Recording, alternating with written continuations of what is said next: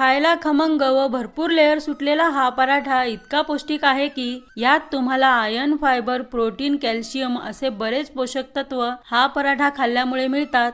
त्यामुळे आठवड्यात 1-2 वेळा तरी प्रत्येकाने बनवायला हवं आणि अगदी लहान मोठे सगळेच आवडीने खातील, कारण की हा पराठा फारच चवदारही बनतो। तर चला मग हा पराठा बनवण्यासाठी इथं मी पाव किलो शेवग्याच्या शेंगा घेतलेत आणि त्याला जवळपास 2 ते 3 इंचांच्या तुकड्यांमध्ये कट करून याच्यावरच्या शिरा किंवा साल तुम्ही काय म्हणता ते असं हाताने वढून वढून काढत आहे। याच्यापेक्षा तुमच्याकडे शिरा काढण्याची सोपी पद्धत असेल तर त्या पद्धतीने काढा आणि मला पण कमेंट्स करून अवश्य सांगा। हे पहा, इथं मी सर्व शेंगांना कापून शिरा काढून घेतल्या आहेत। आता आपण याला पाण्यात टाकू आणि धुवून घेऊया। तर व्हिडिओच्या सुरुवातीलाच मी याला उकळून घेण्यासाठी गॅसवर पाणी व त्यात थोडंसं मीठ टाकून गरम करण्यासाठी ठेवलं होतं। तुम्ही पण शेंगांना स्वच्छ धुवूनच असं उकडण्यासाठी पाण्यात टाका, कारण की शेंगा शिजल्यानंतर यातलं शिल्लक पाणी वापरणार आहोत। आता आपण याला मध्यम आचेवर 6 ते 7 मिनिटं शिजवून घेऊ। 7 मिनिटानंतर हे पहा, आपल्या शेंगा व्यवस्थित शिजल्या आहेत।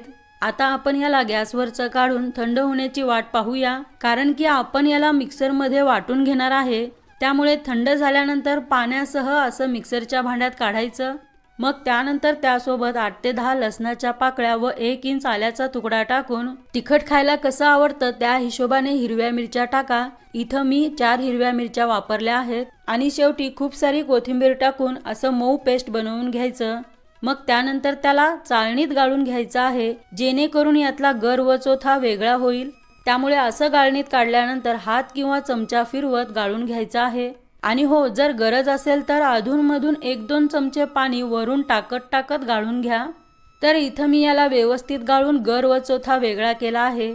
आता आपण याला बाजूला ठेवू आणि यात म्हणजे की या गरासोबत 1 मोठी वाटी गव्हाचं पीठ टाकून पराठ्याची चव वाढवण्यासाठी यात टाकूया अर्धा लहान चमचा ओवा आणि 1 चमचा कसुरी मेथी। तर इथं मी कसुरी मेथीला गॅसवर कलर बदलून न देता साधारण अर्धा मिनिट भाजून वापरलंय। तुम्ही पण कधीही पराठ्यामध्ये कसुरी मेथी वापरत असाल तर असं थोडंसं भाजूनच वापरा, ज्यामुळे याला चांगला फ्लेवर येऊन फारच चविष्ट पराठे बनतात। आता थोडीशी कोथिंबीर व चवीपुरतं मीठ टाकून पीठ मळून घ्यायचं आहे। तर इथं काही वेगळं पीठ मळण्याची गरज नाही, आपण जसं नेहमी चपातीसाठी कणिक मळतो अगदी तसं मळून घ्यायचं आहे। पण लक्षात असू द्या की मऊ पीठ मळायचं, त्यामुळे असं मळल्यानंतर शेवटी साधारण चमचाभर तेल टाका आणि मळून घ्या, कारण की पीठ लवकरात लवकर सेट होऊन व्यवस्थित मऊ होईल। तर आता आपण याला झाकून सेट होण्यासाठी 10 मिनिट सोडून देऊ। 10 मिनिटानंतर हे पहा, इथं आपलं पीठ व्यवस्थित मऊ झालंय।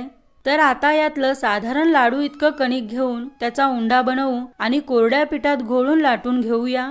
तर ही प्रोसेस मी थोडी फटाफट दाखवते, त्यामुळे याला जाड न लाटता शक्य होईल तितकं पातळ लाटून घ्यायचं आहे, म्हणजे की व्हिडिओत पाहताय अगदी तसं पातळ लाटी लाटून घ्यायची।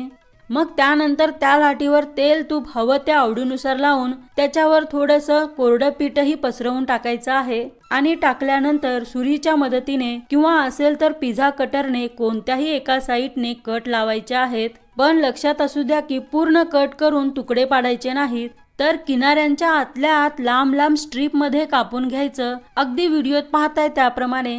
आता याला एका बाजूने गुंडाळत रोल सारखं बनवून घेऊया। तर इथं आपण लच्छा पराठा बनवतोय, त्यामुळे ही प्रोसेस केली आहे। तुम्ही हवं तर साध्या पद्धतीने थेपल्यासारखं सुद्धा बनवू शकता, पण इथं मी लच्छा पराठा बनवत आहे, त्यामुळे असं गोळा केल्यानंतर शेवटचं टोक खाली घालायचं आणि याला पण कोरड्या पिठात घोळून लाटून घ्यायचं आहे। तर याला जास्त पातळ लाटायची गरज नाही, हळूवार हाताने थोडंसं जाडसर लाटून घ्यायचं। जास्त दाबून लाटू नका, नाहीतर पदर सुटण्याची शक्यता कमी असते। त्यामुळे हळूवार हाताने असंच सर्व पराठे थोडे जाड लाटून गरमागरम तव्यावर टाकून भाजून घ्यायचा आहे। तर सुरुवातीला तवा चांगला गरम करूनच तव्यावर टाका आणि 2-3 वेळा आलटून पलटून तेल तूप आवडीनुसार हवं ते दोन्ही बाजूंनी लावत छान खरपूस रंग येईपर्यंत भाजून घ्यायचा आहे। तर असा हा हेल्दी पराठा तुम्ही एकदा खरंच बनवून पहा, घरातल्या प्रत्येकाला इतका आवडेल की याला सारखं बनवायला सांगतील। तसं तुम्ही पाहू शकता आपला पराठा दोन्ही बाजूंनी छान भाजलाय। तर याच पद्धतीने सर्व पराठे भाजून असंच खा किंवा कोरडं वाटत असेल तर दह्यासोबत खाऊन पहा, मस्त चवदार लागतो। तर चला मग पुन्हा भेटू एका नवीन रेसिपी सोबत.